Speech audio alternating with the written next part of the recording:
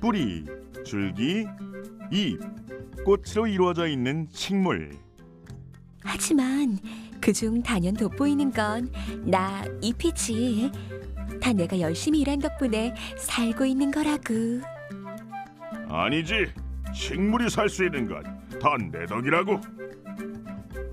뿌리는 흙 속에서 몸체를 지탱해주는 역할을 합니다. 바람이 몰아쳐도 나무가 서 있을 수 있도록 꿋꿋하게 지탱해주는 거죠. 잎은 식물의 생산 공장이라 할 수 있습니다. 식물에 필요한 영양분을 만드는 광합성이 잎에서 일어났기 때문이죠. 광합성은 빛 에너지를 이용하여 이산화탄소와 물로부터 에너지원인 포도당을 합성하는 과정인데요. 때문에 대부분의 잎은 광선을 가장 효과적으로 받을 수 있는 직각에 배치되어 있는 경우가 많죠. 어때? 느껴지나? 나의 존재감이? 하지만 아무리 네가 그렇게 애써서 만들어도 저장할 데가 없으면 다 꽝이라고. 식물이 한창 자랄 때는 저장할 양분이 없지만 성장이 끝나면 낮에 광합성으로 만든 양분을 운반하여 열매나 씨앗에 저장합니다. 하지만 고구마, 무, 당근 등과 같이 뿌리에 저장하는 것도 있습니다. 하지만 환경 적응 능력만큼은 나를 따라오지 못할걸. 사막과 같은 건조한 지역의 식물들은 물의 손실을 최대한 막아야 살 수 있죠.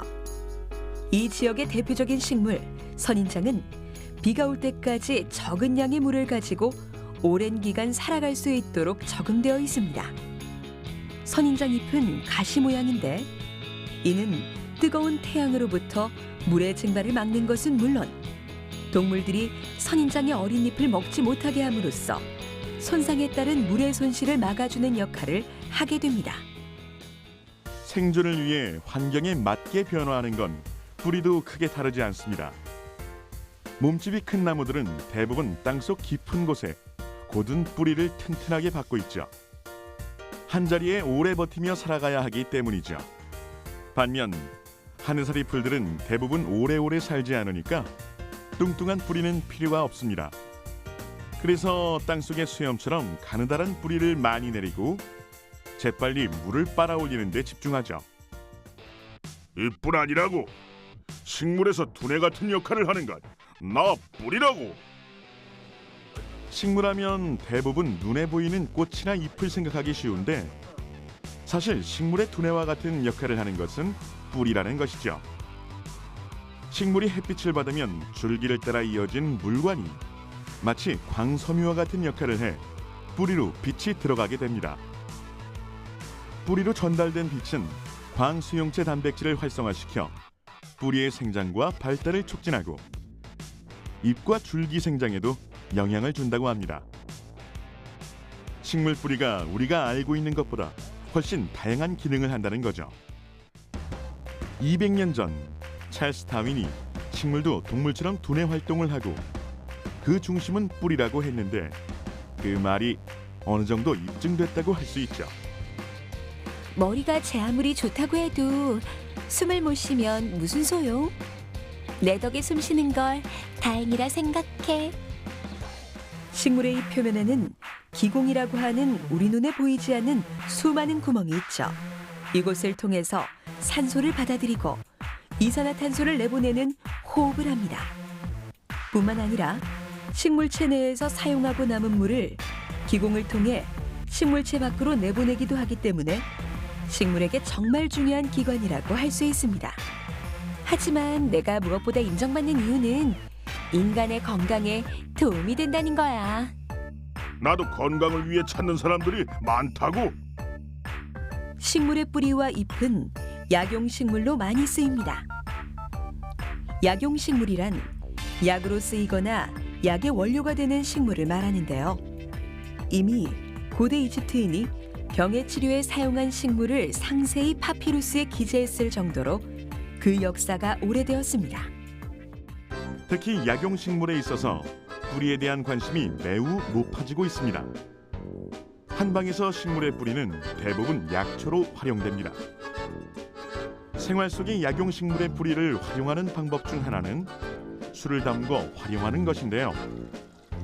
말려놓은 약재를 그대로 병에 담아 술만 부어놓으면 된다고 합니다. 또한 말려놓은 각종 뿌리들은 밥에 넣어 먹거나 차로 우려 마시는 등 다양한 방법으로 섭취가 가능하다고 합니다.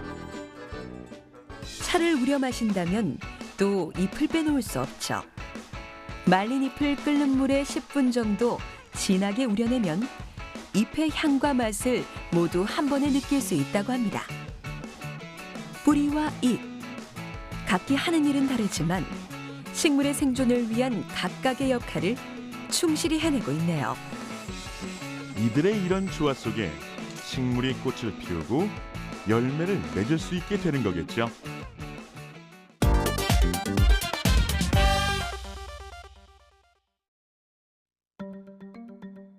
늘 같은 자리에서 조용히 변함없이 존재하는 식물들.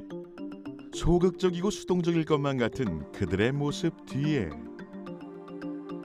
아무도 예상치 못한 깜짝 놀랄 만한 반전의 모습을 감추고 있는 특별한 식물들이 있다는 사실. 식물이라고 만만하게 봤지. 우리한테 함부로 덤볐다가는 큰 코 다친다고. 식물이라고는 믿기지 않을 만큼 공격적인 성향을 가진 식충식물입니다. 식충식물은 벌레와 작은 곤충을 잡아 소화, 흡수에 양분을 넣는 식물을 말하는데요. 한자리에서 꼼짝하지 못하는 식물들이 어떻게 움직이는 곤충을 잡을 수 있을까 싶지만 그들을 잡기 위해서 굳이 움직일 필요는 없습니다. 곤충들이 스스로 다가오도록 유인해 사냥하면 되니까 말이죠. 식충식물이 곤충을 잡는 방식은 크게 세 가지로 나누어 볼 수 있습니다. 우선 점액을 분비하는 선무가 빽빽하게 나 있어 곤충들이 닿으면 달라붙게 되어 이를 잡아먹는 끈끈이형과 잎이 사냥용으로 발달해 곤충을 가둬놓고 잡아먹는 개폐형, 마지막으로 곤충이 주머니 모양의 잎에 들어오면 잡아먹는 주머니형이 있습니다. 주머니 모양의 잎 함정에 곤충이 들어오면 소화액을 분비해서 곤충을 잡아먹는데요. 다시 빠져나가지 못하게 입구는 좁고 내부는 넓은 항아리 형태를 갖고 있습니다.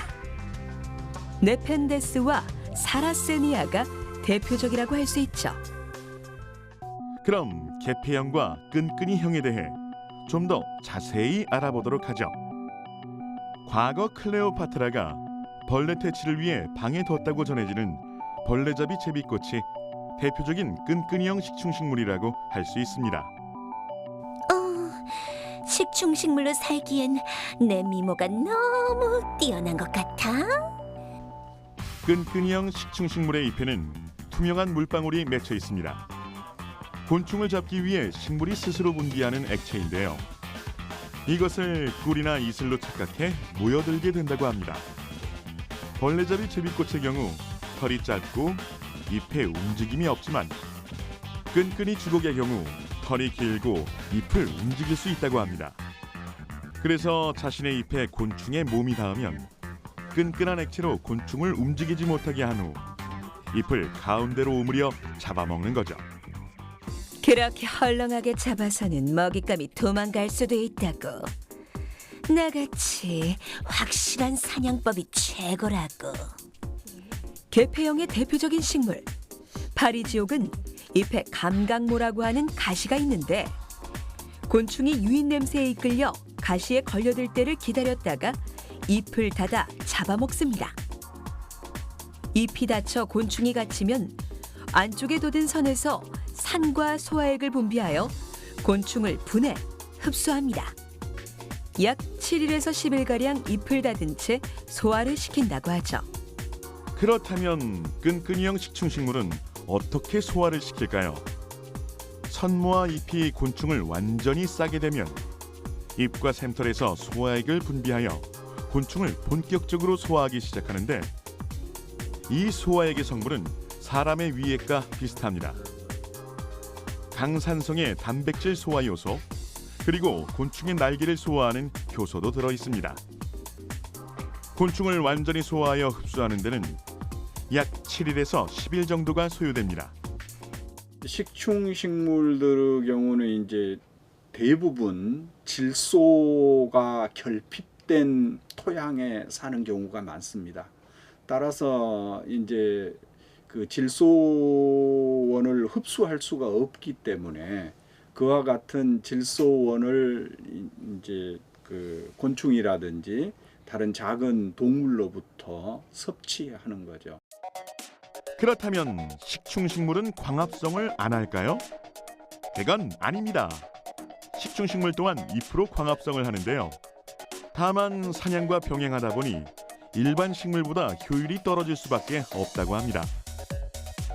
파리지옥의 경우 식충활동 중에는 잎을 접기 때문에 광합성을 할 수 없고 식충활동을 하지 않을 때만 광합성을 한다고 합니다. 여기서 끝이 아니지. 아직 나의 스마트함을 다 보여주지 못했다고. 최근 파리지옥이 사냥할 때 먹잇감이 닿는 횟수를 인식한다는 사실이 밝혀졌습니다. 연구 결과에 따르면 파리지옥은 감각모를 하나만 건드렸을 때는 움직이지 않는다고 합니다. 빗방울 등 먹잇감이 아닌 경우에 괜한 힘을 낭비하지 않기 위해서죠. 하지만 몇 초 안에 감각모를 2번 건드리면 던 역할을 하는 잎이 닫히고 이후 감각모가 다시 한번 자극을 받으면 소화효소가 분비되기 시작한다고 해요. 감각모의 자극 횟수를 보고 먹잇감의 크기와 기력에 따라 소화효소를 달리 분비하는 거죠.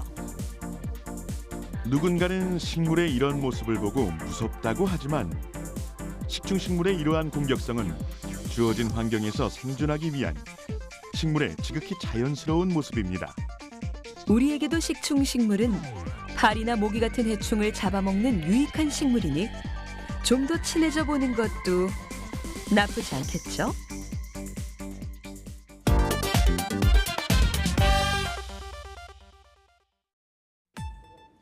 카펫, 화학 섬유의 옷과 이불, 그리고 우리가 내뿜는 호흡에 의해 실내 공기는 바깥 공기보다 5배에서 10배 정도 더 오염되어 있습니다. 이럴 때 우리는 공기청정기를 사용해 오염물질을 제거하죠. 깨끗한 공기만큼 습도도 중요합니다. 실내가 지나치게 건조하면 호흡기 질환이 일어날 위험이 늘어나죠. 실내 적정 습도는 약 40%에서 60%인데 적절한 습도를 유지하려면 가습기도 필수 아니겠어요? 무슨 소리? 그 정도쯤은 우리가 대신해 줄 수 있다고. 집안에 식물을 두는 것만으로도 가습 효과를 볼 수 있습니다. 행운목, 쉐프렐라와 같은 가습 식물은 메마른 도시를 살아가는 우리들에게 싱그러운 대안으로 떠오르고 있는데요. 식물들은 특별한 관리 없이 물만 잘 주면 실내의 습도를 영리하게 조절해줘 이런저런 걱정을 사라지게 만드는 천연 가습기 역할을 합니다. 공기 정화 식물의 효과는 우주 연구 도중 알려졌습니다. 밀폐된 공간에서 1년 이상 살아야 하는 우주인들이 건강을 잃지 않으려면 공기 정화가 무엇보다 중요했죠. 나사는 만약 실내 공간에서 식물이 사라진다면 공기 정화의 효과가 생기지 않을까 하는 의문을 갖기 시작했다고 합니다. 그리고 드디어 1989년 실내 공기를 정화하는 데 탁월하며 실내에서 생존 가능한 아레카야자, 관음죽 등의 식물을 발표했습니다. 이 정도 먼지쯤이야. 내가 금방 다 마셔버릴 수 있지. 실내에 오염된 공기는 공기 정화 식물의 잎 앞면의 끈끈한 왁스층에 달라붙거나 잎 뒷면 기공 속으로 흡수됩니다. 이렇게 흡수된 오염물질은 식물 내부에서 이동하게 됩니다. 물이 기공을 통하여 잎 밖으로 나가는 증산작용에 의하여 대기압보다 압력이 낮아지는 부압이 발생해 이 부압에 의하여 공기 중의 오염물질이 토양에 달라붙게 되고 이후 미생물에 의해 제거된다고 합니다. 아니, 이 맛있는 먼지를 제거하고 그래? 나에게 먼지는 팝이라고, 팝. 공기 청정 식물의 대표적인 틸란드시아. 열대 식물인 틸란드시아는 뿌리가 없어 나무나 바위 등에 붙어 사는데 잎이나 줄기의 솜털처럼 하얀 모용이 발달해 있습니다. 이를 이용해 공기 중의 수분과 먼지 등을 흡수해 이를 양분 삼아 생장합니다. 제법이야. 공기가 좀 깨끗해진 것 같은데. 근데 좀 건조한 것 같네. 이제 내가 나설 차례인가? 식물의 가습 효과는 증산과 증발 현상에 따른 것입니다. 증산은 잎의 뒷면에 있는 기공을 통해 물 분자가 공기 중으로 나오는 현상을 말합니다. 증발은 화분 토양 표면에서 물 분자가 증발되는 것을 뜻하죠. 사람도 음식을 먹으면 배설을 하듯 식물도 뿌리를 통해 물과 양분을 얻고 잎으로 물을 내뿜는 증산작용을 합니다. 화분의 가습 효과는 90%가 증산작용에 의해 10%가 증발작용에 의해 이루어집니다. 이뿐이 아니라고. 내가 공기청정에도 한몫한다는 사실을 알고 있어? 식물이 증산작용을 할 때는 음이온이 발생하는데 이것이 공기 중의 오염물질을 해결할 수 있습니다. 먼지는 대부분 양전하를 띠고 공기 중에 흩어져 분포하죠. 그런데 식물에서 음이온이 발생하면 양이온인 오염물질이 음이온 주위에 모이고 서로 중화되어 오염물질이 제거되거나 아래로 떨어지게 되는 거죠. 어때? 이 정도면 내 능력이 어느 정도인지 알겠지? 여기서 끝이 아니라고. 잎이 넓거나 잎사귀가 많은 식물일수록 가습 효과가 높아 실내 습도를 적정하게 유지할 수 있습니다. 넓은 잎으로 광합성을 많이 하고 뿌리로 빨아들인 물을 다시 내뿜어 잎의 뒷면으로 물이 빠져나오면서 천연가습은 물론 온도 조절도 되기 때문입니다. 식물의 효과적인 가습작용은 자기조절 능력 때문인 것으로 알려져 있습니다. 실내가 건조하면 식물 안의 습기를 발산하는 증산작용이 늘어나고 반대로 습하면 감소합니다. 우리 협공이면 쾌적한 실내를 만드는 건 그리 어려운 일이 아니지. 그뿐인가? 우리의 초록색은 긴장을 풀고 마음을 진정시켜주는 효과도 있잖아. 우리 초록 식물들로 몸과 마음 힐링하세요.